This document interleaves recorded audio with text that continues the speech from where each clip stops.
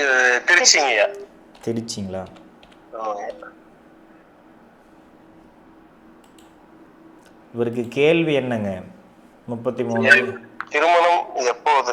திருமணம் எப்போது? கடக லக்னம், தனுசு ராசி, போராட நட்சத்திரம், 3ஆம் பாதம். நல்ல ஜாதகம் தான். ஆனால் 4ஆம் இடத்துல நல்லா இருக்குது. 5ஆம் இடம் தான் கொஞ்சம் கெட்டு போயிருக்கிற அமைப்பு. 5ஆம் அதிபதி அந்த இடத்துல வக்ரமாகி சூரியனோட இணைஞ்சு புத்திர பாக்கியம் கொஞ்சம் தாமதமாக கிடைக்கக்கூடிய அமைப்பு. 7ஆம் அதிபதி 8ஆம் அதிபதி சனியாகி 8ஆம் இடத்துலேயே இருந்து 2ஆம் இடத்தோட சம்மந்தப்பட்டிருக்கக்கூடிய ஜாதகம்.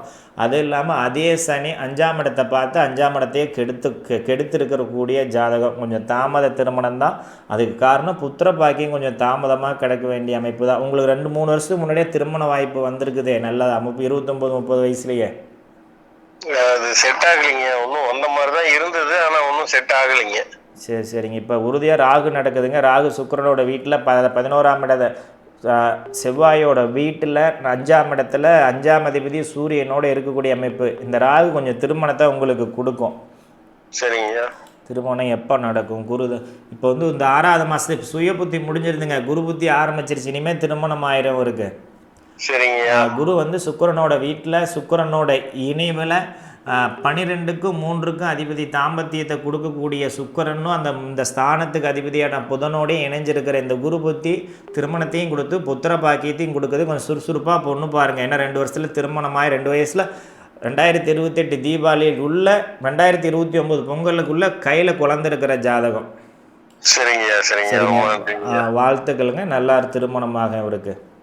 நன்றிங்க. நம்ம சேனலுக்கு புதுசாக வரீங்க, சப்ஸ்கிரைப் பண்ணாமல் இருந்தால் பண்ணிக்கோங்க, லைக் பண்ணாமல் இருந்தால் பண்ணிக்கோங்க. ஐயா பண்ணிட்டோங்க. சரிங்க. கட்டினாங்க. அடுத்த ஜாதகருக்கு தொழில் எப்படிங்கய்யா? தொழில் வருமானம் இருங்க. தொழில் உங்கள் ஜாதகத்தை விட்டு ஒரே நிமிஷம் இருங்க. கொஞ்சம் முன்னாடி கொஞ்சம் ஒரு 2 கேள்வி 3 கேள்வி கூட சுருக்கமாக முடிச்சிட்டிங்கன்னா மற்றவங்களுக்கும் பதில் சொல்லலாம். அதுக்காக தாங்க. தொழிலெலாம் இனிமேல் நல்லா இருக்குங்க. தொழிலெலாம் இந்த ராகுதாசை ஓரளவுக்கு நல்லா தான் இருக்கும்.